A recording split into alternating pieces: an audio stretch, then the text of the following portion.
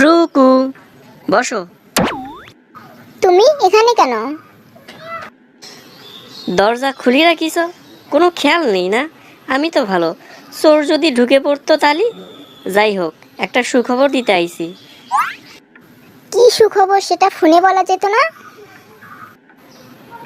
আরে ফোনে কওয়া যায় না, ফোনে করলেই তো কওয়াই যায়, বলি তো আর সেই মজা পাওয়া যায় না। এই যে সামনাসামনি ঝগড়া করতেছি, সেও ভালো লাগতেছে, আরাম লাগতেছে। ফোনের মধ্যে মনে হয় একটা মেকানিক্যাল যন্ত্রণা, মনে হয় বাতাসের সঙ্গে কথা করছি। কার সঙ্গে কথা করছি দেখতেই পাচ্ছি না। তোমার সঙ্গে আমার কি সত্য ছিল? আরে আমি কি এখানে পাত পাইতে খাওয়ার জন্য আইছি? আমি কি এখানে থাকবো নাকি? আর থাকতেও তো কবা না। ওকে ফাইন, তোমার সুসংবাদ দাও এবং বিদায় হও।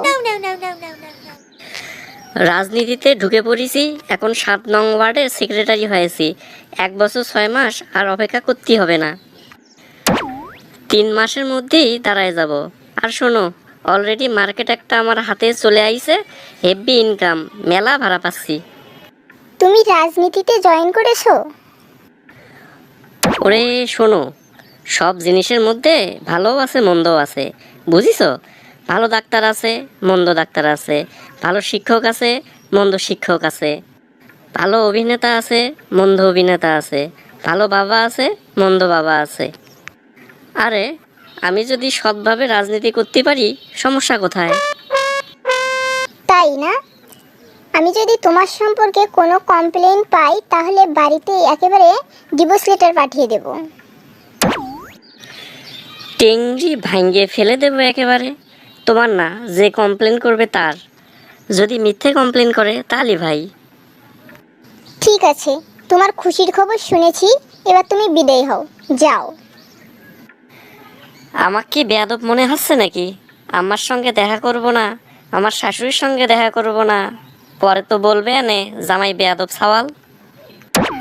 দেখো, তুমি যা করার করো, আমি চললাম, আমাকে আর রাগাবে না। এখানে রাগানোর কি আছে? আইসি একটা সংবাদ দিয়েছি, এখন আম্মার সাথে একটু দেখা করব, ভালো মন্দ খোঁজ খবর নেব। যদি খেতে বলে খাবো, তারপর আপন ইচ্ছায় এখান থেকে চলে যাব। তুমি তো আর থাকতে কবা না, কলি পরে আম্মা একটু গতি পারে। তোমার অনেক নাটক সহ্য করেছি, আর না। এখানে নাটকের কি আছে বলো দেখিনি? তোমার সাথে আমার যে চুক্তি হয়েছে, আমি তো সেটা মেনেই কাজ করে যাচ্ছি।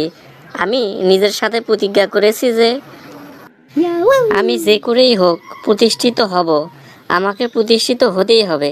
সেই লক্ষ্যেই আমি এগিয়ে যাচ্ছি, আর খুব তাড়াতাড়ি সফল হব।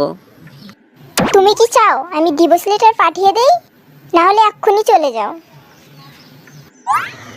আচ্ছা ঠিক আছে, অত ঝামেলার দরকার নেই, আমি চলে যাচ্ছি, কোনো সমস্যা নেই। আম্মাকে আমার সালাম দিও, আর খুশির খবরটা আম্মাকে দিও। আর খুব তাড়াতাড়ি আবার আমাদের দেখা হচ্ছে।